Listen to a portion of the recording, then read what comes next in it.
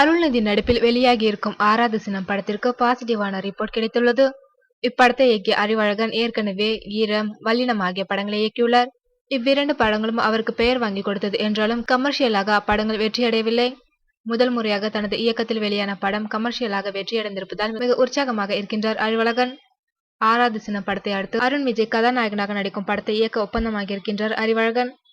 இந்த படத்தை ஐசன் cinema entertainment நிறுவனம் சார்பில் அருண் விஜய் தயாரிக்கின்றார். இப்படத்தின் படப்பிடிப்பு அடுத்த மாதம் ஆரம்பமாக உள்ளது. இன்னும் இப்படத்திற்கு பெயரிடப்படவில்லை.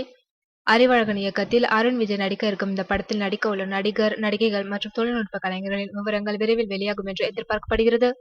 இதற்கிடையில் அருண் விஜய் நடித்த வா டீல் திரைப்படம் விநியோகஸ்தர் ஜே.எஸ். சதீஷ்குமாரிடம் மாட்டிக்கொண்டு கிடப்பில் கிடைக்கிறது. அவரிடமிருந்து வா டீல் படத்தை மீட்டு தானே ரிலீஸ் செய்யவும் அருண் விஜய் தயாராகி வருகின்றாராம்.